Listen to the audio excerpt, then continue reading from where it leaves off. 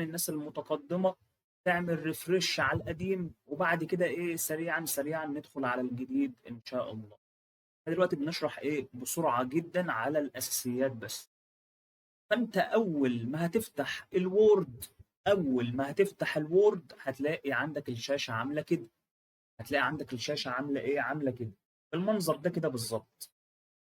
هتلاقي عندك فوق شريط اهو، شايف الشريط الجميل اللي انا عمال اعمل لك عليه علامة بالاصفر ده؟ قالوا يا عم الشريط ده، ركز بس معايا. شايف الشريط دوت؟ اه شفت الشريط ده.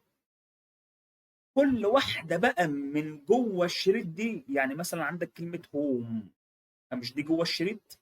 عندك فايل، عندك انزيرت، عندك ديزاين، عن كل اللي جوه كل حاجة جوه الشريط ديت فيها مهام.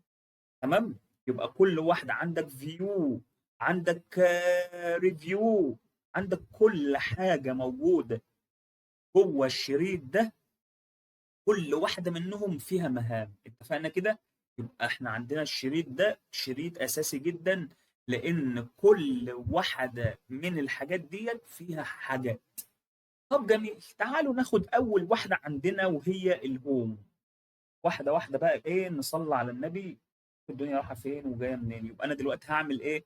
الشريط اللي فوق عندي ده هختار منه ايه؟ هختار الهوم. طب جميل قوي، الله يفتح عليك.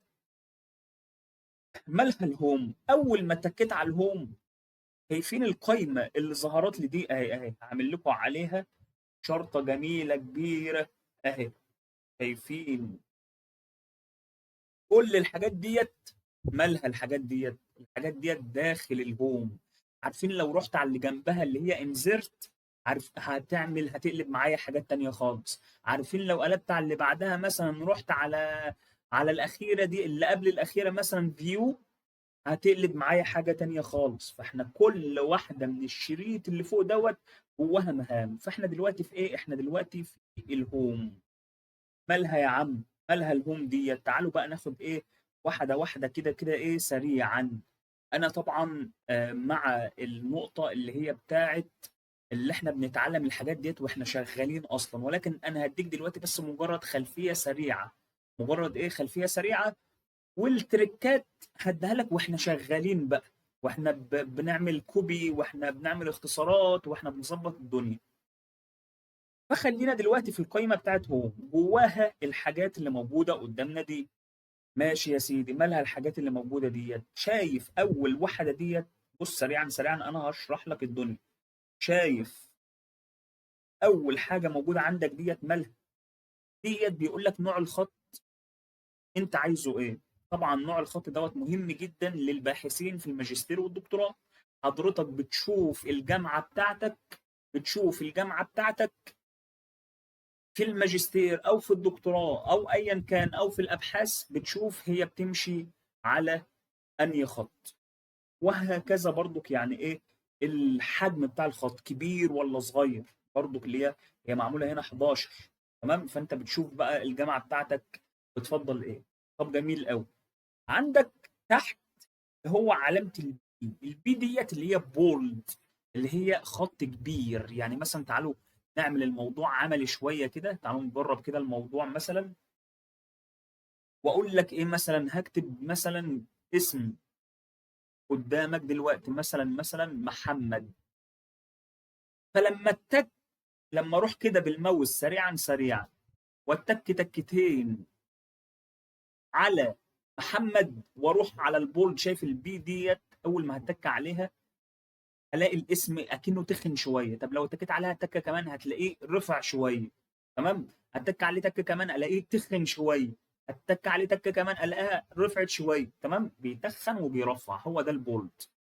طب واللي جنبها الاي ديت بتعمل ايه؟ بتخلي الاسم مايل شويه.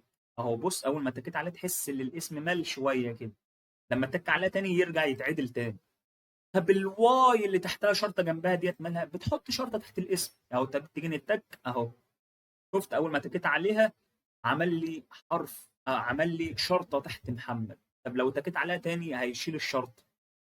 وهكذا بقى. بص الموضوع بسيط جدا. وهكذا هي اصلا بيبقى مكتوب عليها الاي بي دي، اول ما بتك عليها بكل بساطة الموضوع سهل جدا، ما فيهوش أي حاجة. طب جميل قوي. مش أنا دلوقتي معلم على محمد لأني متك تكتين بالماوس على محمد؟ طب جميل قوي. أنا عايز محمد دوت يبقى باللون الأصفر أهو. شايفين علامة الفرشة ديت؟ أول ما بروح بالماوس واختار أي لون، بص أي لون يتحول معايا على طول أهو. الاسم بتاع محمد عمال يتحول معايا يتحول معايا. طب بقى اللون اللي أنت عايزه. تمام.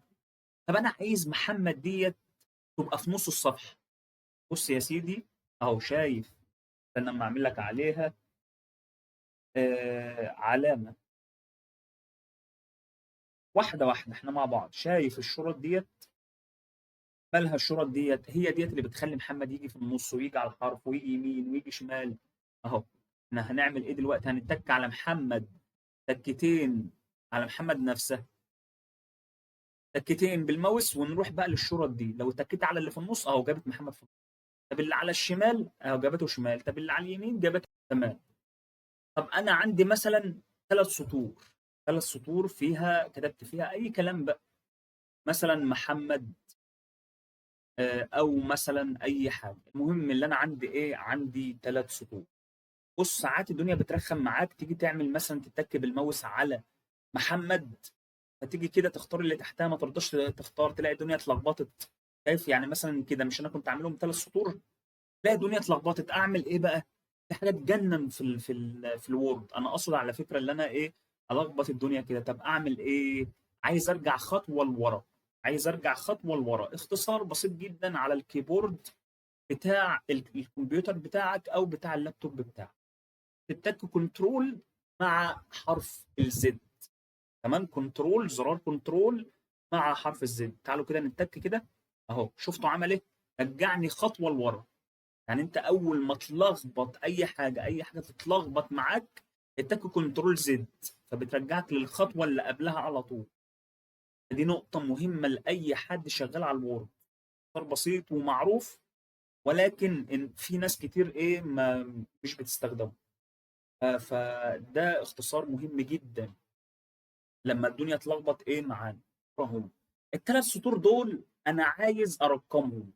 انا عايز ارقمهم، او انا عايز في كل اول سطر اخليها نقط. فانا بقوم محدد بالماوس كده عليهم. طبعا بتك تكتين بالماوس، وبقوم شادد شرطه على ال3 سطور اللي انا عايز اخليهم مترقمين. واقوم رايح. انا لحد دلوقتي فين؟ انا في قائمه هوم اللي احنا متفقين عليه. قائمه ايه؟ في قائمه هوم. اقوم رايح لخطوه جميله جدا. فاكرين انتوا العلامات اللي انا كنت بخلي الاسم يجي ناحيه اليمين او يجي ناحيه الشمال او يبقى في النص؟ فوقيها على طول هتلاقيها اهي. هي واضحه اصلا. شايفين النقط ديت اهي؟ اول ما اتك عليها شوف عملت ايه. بكل بساطه حاطط لك نقط على اول سطر. كل اول سطر يبقى محطوط عليه نقط. لا انا عايز ارقمها يا عم، هتلاقيها جنبها على طول. تتك عليها شفت عملت ايه؟ 1 2 3 4. لا انا عايزها تبقى اي بي سي اهي، اللي جنبها على طول اهي. بصوا اول اللي جنبها على طول. بكل بساطه بكل سهوله. في حاجه يعني، في حاجه في اللي انا قلته صعب؟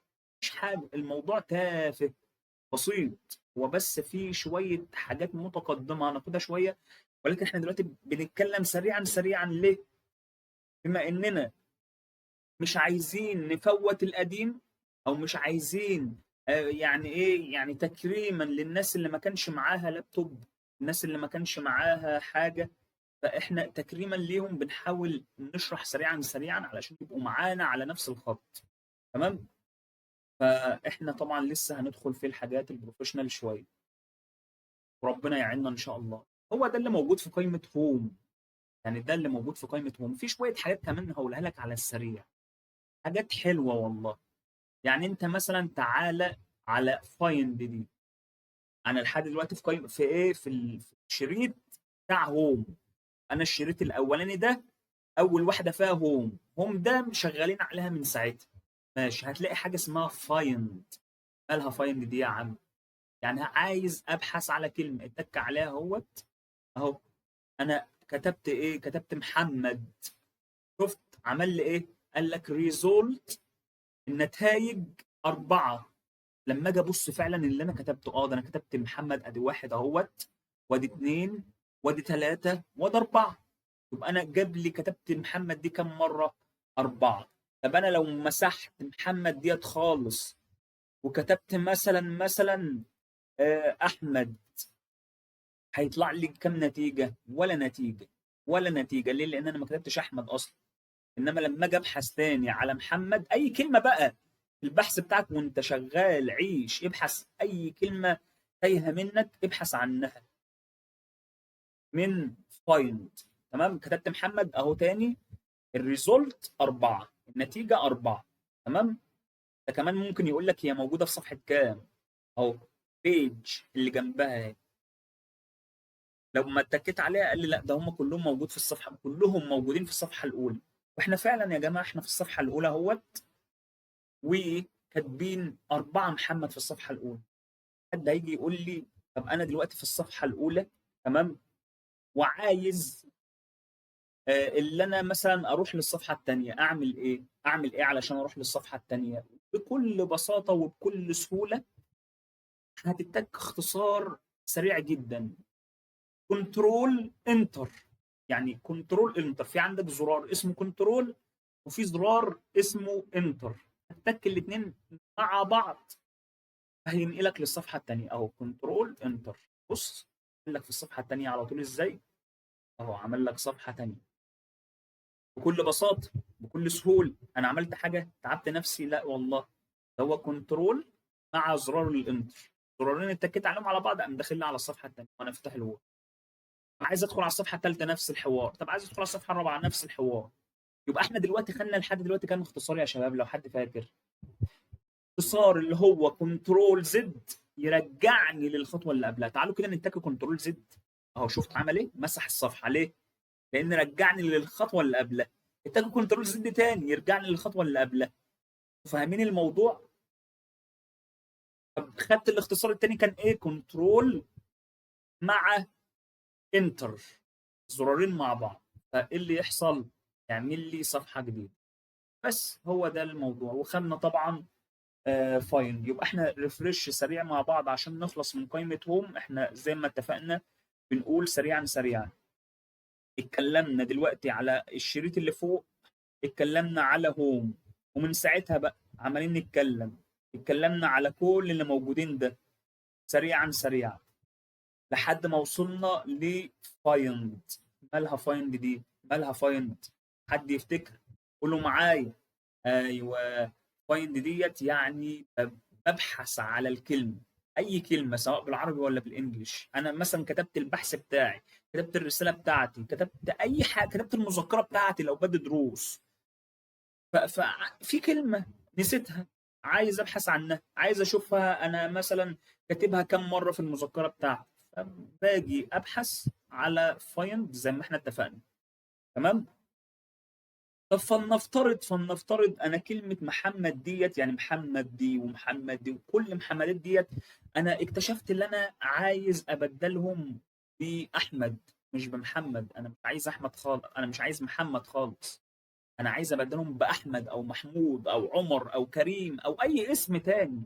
مش عايز انا اكتشفت ان انا كتبت غلط، فاعمل ايه بقى؟ اقعد امسح اسم وارجع اكتبه تاني؟ لا.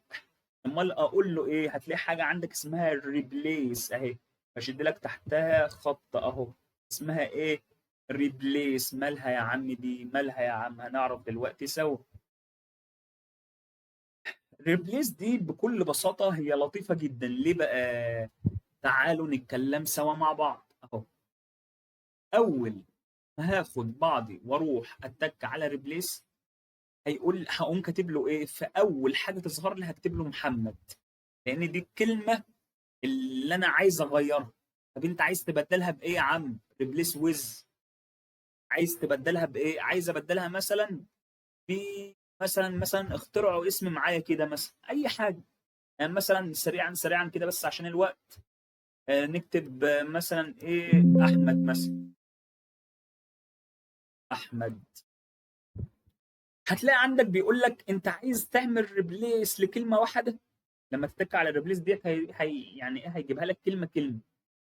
ولا ريبليس اول اللي هو اي كلمه اسمها محمد عندك موجوده في البحث هيبدلها لك بحث. اه عايز اعمل كده عشان انجز. ولا عايز واحده واحده، يفضل اول واحده محمد يقوم مغيرها لك باحمد، طب وتاني واحده محمد يغيرها لك باحمد؟ لا، احنا عايزين نخلص. ريبليس اول فيتغيرها لك كلها. تمام، ريبليس اول. اوكي يا معلم. تيجوا كده نبص مع بعض بقى، نعمل نخرج كده اهوت. لا لا لا، ده كله اتبدل باحمد اهو.